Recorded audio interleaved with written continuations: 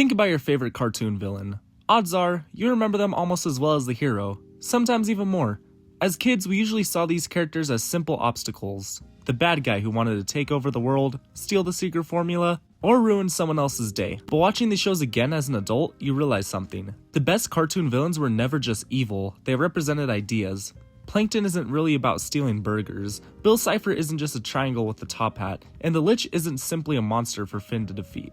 Each of these villains embodies a different philosophy, a different way of looking at the world. Some are funny, some are tragic, and some are genuinely terrifying. So today, let's look at the 6 cartoon villains who prove that the best animated antagonists aren't remembered because they're evil, they're remembered because they tell us something about ourselves.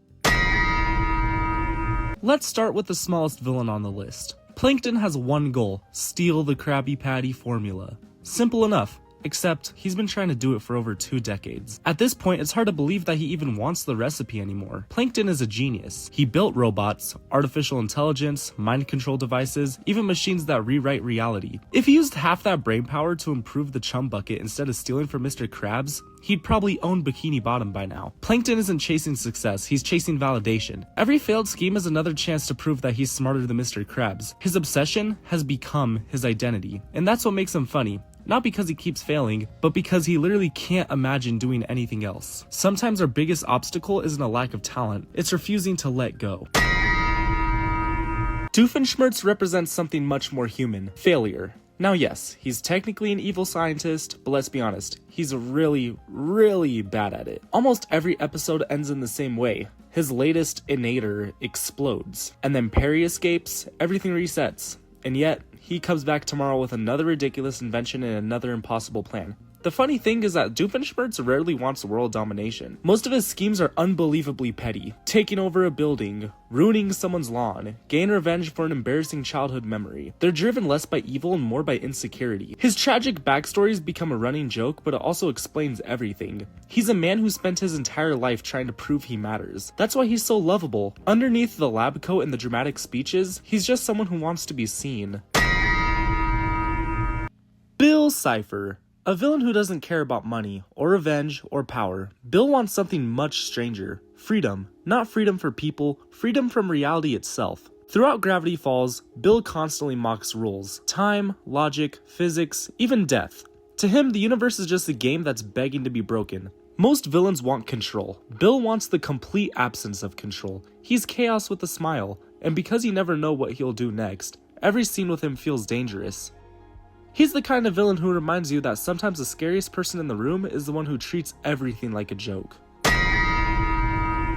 Rob might have one of the most unique origin stories in cartoon history. He wasn't born evil, he became invisible, literally. After being forgotten and discarded into the void, Rob returns convinced that Gumball ruined his life. Whether that's true or not doesn't really matter, because resentment doesn't need facts. It just needs someone to blame. That's what makes Rob such an interesting villain. He's consumed by the idea that someone else stole the life he deserved. Instead of trying to move forward, he becomes trapped in the past. His anger gives him purpose, but it also keeps him from ever finding peace. Sometimes resentment feels powerful, but in reality, it only keeps you stuck.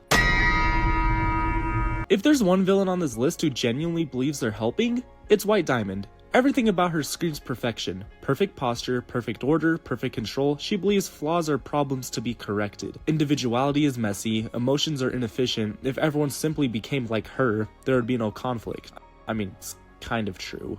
It's a terrifying philosophy because it sounds reasonable at first. Who doesn't want peace? But peace without individuality isn't peace at all. It's like playing The Sims but without all the conflict. Being messy is part of being human, or a diamond. As humans we all make mistakes, but we learn to learn from them. Nice script writing, Clack. Thank you.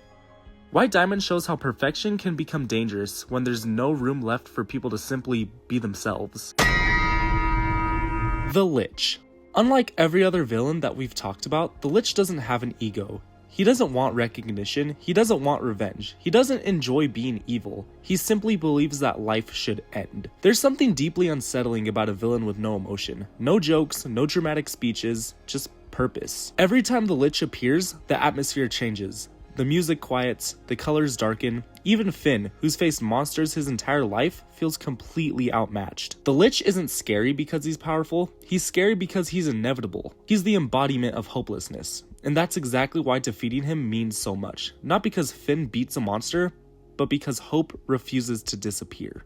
None of these villains are remembered for the same reason. Plankton teaches us about obsession. Doofenshmirtz remind us that failure doesn't have to define us. Bill Cipher shows what happens when chaos has no limits. Rob explores resentment. White Diamond questions perfection. And the Lich forces us to confront hopelessness itself. There are plenty of other incredible cartoon villains too. Vicky turns everyday authority into something genuinely frightening. And Dive transforms jealousy into comedy. Every great cartoon seems to understand the same thing. A hero is only as memorable as the idea they're fighting against. Maybe that's why these characters have stayed with us so many years. Because underneath the jokes, the explosions and over-the-top evil plans, they were never just villains.